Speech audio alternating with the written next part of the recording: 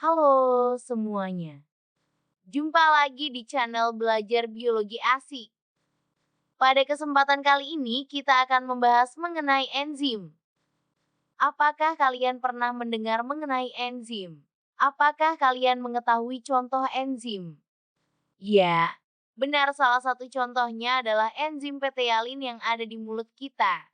Nah, di sini kita akan membahas lebih lanjut mengenai beberapa hal tentang enzim. Pengertian enzim. Enzim adalah biomolekul berupa protein yang berdungsi sebagai katalis senyawa yang mempercepat proses reaksi tanpa habis bereaksi dalam suatu reaksi kimia organik. Berikut adalah komponen dari enzim. Enzim merupakan protein yang dilipat menjadi bentuk tiga yang kompleks. Bentuk enzim secara lengkap disebut halonzim. Halonzim terdiri dari dua komponen yaitu apoenzim dan gugus protestik. Apoenzim atau komponen protein merupakan sisi aktif enzim. Apoenzim adalah tempat melekat dan bereaksinya substrat. Gugus protestik atau komponen non-protein tersusun dari kofaktor dan koenzim. Sifat enzim. 1. Biokatalisator. Enzim merupakan senyawa katalis, yakni sebuah senyawa yang mempercepat sebuah reaksi kimia tanpa ikut bereaksi. 2. Termolabil. Sebagian struktur enzim ialah sebuah senyawa protein. Oleh sebab itu, enzim juga mempunyai sifat termolabil, artinya enzim ini sangat dipengaruhi oleh suhu.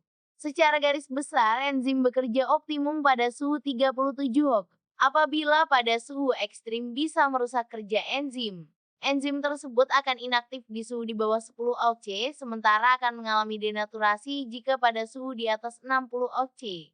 Oleh sebab itu, proses pendinginan merupakan salah satu proses pengawetan makanan sebab enzim-enzim dari bakteri pembusuk tidak mampu mencerna makanan. 3. Spesifik. Enzim ini bersifat spesifik yang artinya di sini. Enzim akan mengikat suatu substrat yang mampu untuk berikatan dengan sisi aktif enzim. Substrat tersebut memiliki titik pengikatan yang sama yang akan menyebabkan substrat dapat diikat oleh enzim. 4. Dipengaruhi pH. pH atau derajat keasaman juga turut dalam memengaruhi kerja enzim. Pada dasarnya, enzim tersebut bekerja pada suasana netral 6,5 dikurangi 7. Tetapi beberapa enzim optimum pada pH asam seperti pepsinogen, ataupun pada pH yang basa seperti tripsin. 5. Bekerja bolak-balik. Enzim yang memecah senyawa A menjadi B juga enzim yang membantu reaksi pembentukan senyawa B dari senyawa A. Hal inilah mengapa disebut kalau enzim itu bekerja dengan secara bolak-balik. 6. Tidak menentukan arah reaksi. Perubahan senyawa A menjadi B atau dibalik bukanlah enzim yang menentukan kemana arah reaksi tersebut akan berjalan. Senyawa yang lebih dibutuhkan ialah poin dari arah sebuah reaksi kimia.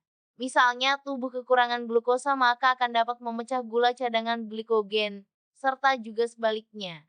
7. Dipengaruhi zat-zat penggiat aktivator dan kofaktor. Terdapat zat kimia tertentu yang dapat meningkatkan aktivitas enzim.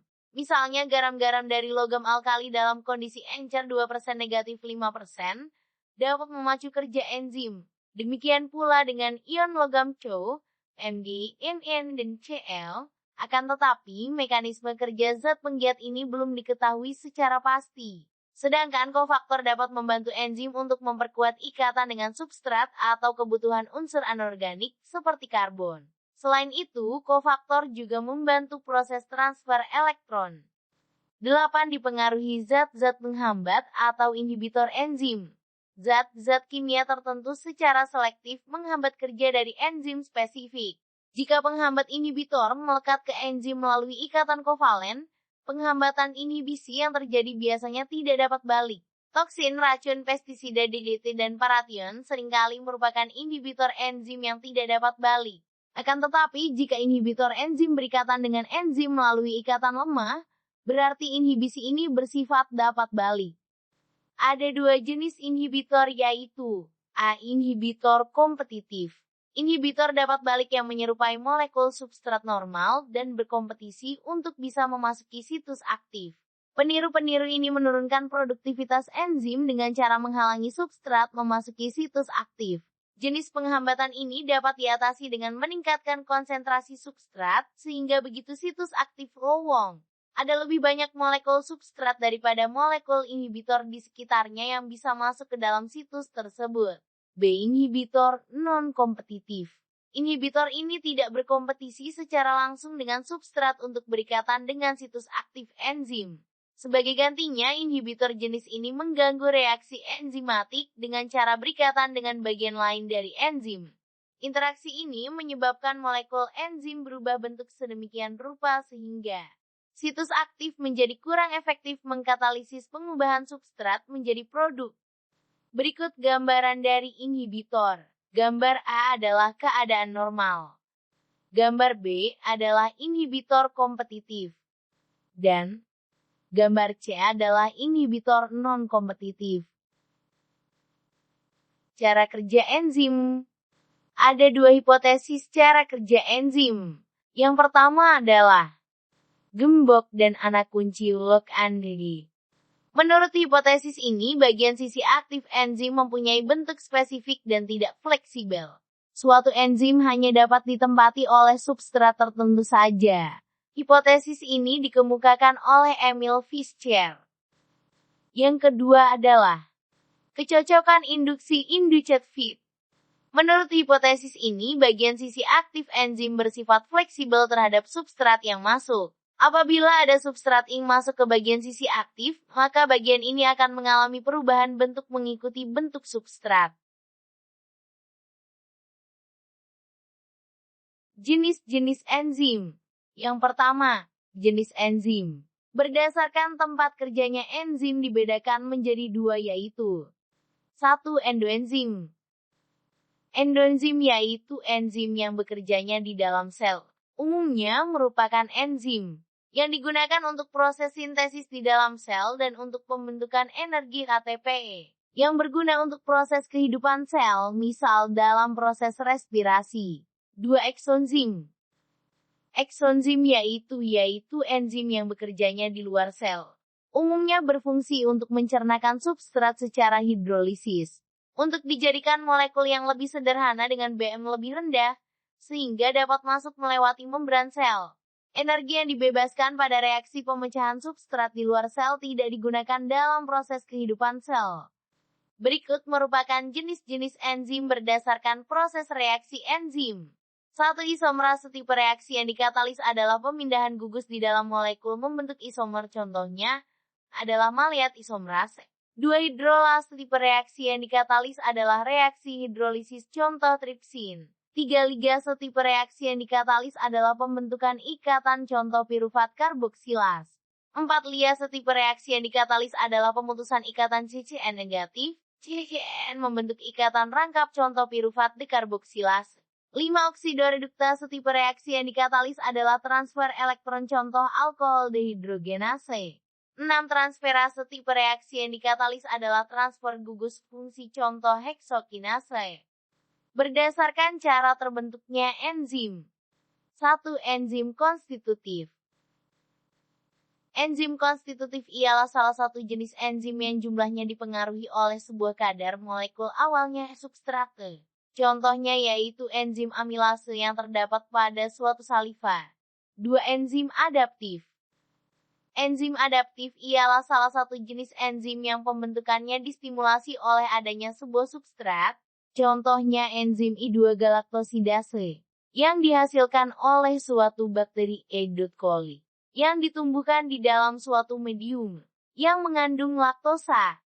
Berdasarkan proses metabolismenya ada 8 jenis yaitu 1. Enzim katalase ialah suatu enzim, yang mempunyai sifat antioksidan pada makhluk hidup, yang fungsinya untuk membawa hidrogen peroksida H2O2, yang berasal dari sebuah respirasi pernafasan menjadi air H2O dan oksigen O2. Hal ini dilakukan oleh suatu tubuh melalui enzim katalase karena dua bahaya bagi tubuh karena mudah bereaksi, oksidator kuat, dan bersifat korosif. 2. Enzim oksidase ialah suatu enzim yang memiliki fungsi untuk mempercepat suatu penggabungan ikatan oksigen O2 pada substrat tertentu, yang spesifik dengan mengkatalisis transfer elektron, dan pada waktu yang bersamaan, Oksigen tersebut juga direduksikan menjadi sebuah air H2O. 3. Enzim karbosilase ialah suatu enzim yang memiliki fungsi untuk mengubah asam organik dengan cara bolak-balik. Seperti enzim karbosilufat yang mengkatalisis suatu proses karboksilasi asam pilufat menjadi oksaloasetat. Pada keadaan kekurangan oksigen pada suatu tubuh, asam pirufat dipecah secara anaerob, yang menghasilkan asam laktat pada manusia dan hewan, menjadi etanol pada tumbuhan. Penumpukan asam laktat ini akan mengakibatkan terjadinya keletihan atau kelelahan yang bermakna pada seseorang.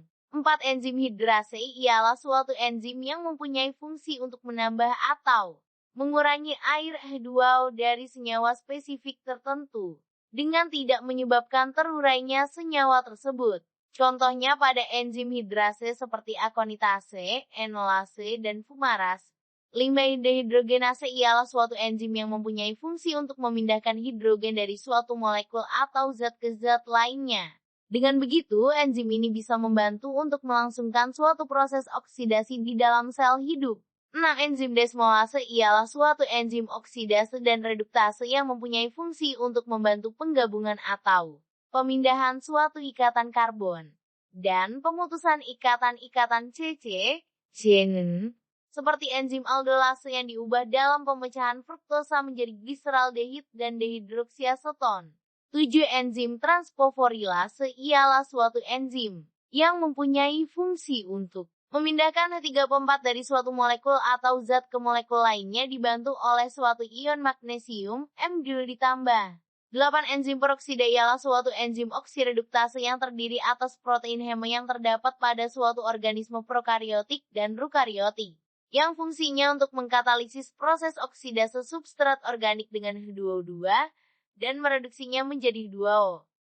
Berdasarkan proses reaksi yang dikatalisis, 1. Karbohidrase ialah suatu enzim yang mengkatalisis sebuah pemecahan karbohidrat. Enzim ini terutama terdapat pada disalifat air ludah dan usus halus. Contoh dari enzim ini ialah enzim selulose amilase pektinase, maltose, sukrose, laktose. Fungsinya sudah dibahas di atas. 2. Protease jenis enzim ini disebut juga dengan proteinase, proteolitik atau peptidas. Ialah suatu enzim yang mengkatalisis pemecahan sebuah rantai protein di dalam tubuh, yang sehingga protein yang masuk melalui makanan bisa menjadi suatu molekul yang lebih sederhana diserap ke dalam sebuah pembuluh darah dan dibawa ke sirkulasi menuju seluruh tubuh. Enzim protease ini terutama terdapat di organ lambung dan di usus halus. Contoh dari enzim ini yaitu enzim pepsin, renin, tripsin, enterokinase, peptidase, dan gelatinase. 3. Esterase. Salah satu jenis enzim ini ialah sebuah enzim yang mempunyai fungsi untuk mengkatalisis pemecahan rantai ester, terutama yang ditemukan di dalam sebuah asam nukleat dan juga lipid lemak. Contoh dari enzim esterase yaitu enzim lipase dan fosfatase. Sekian video kali ini. Semoga bermanfaat. Sampai jumpa di pertemuan selanjutnya. Tetap semangat. Belajar biologi asik hanya di channel ini.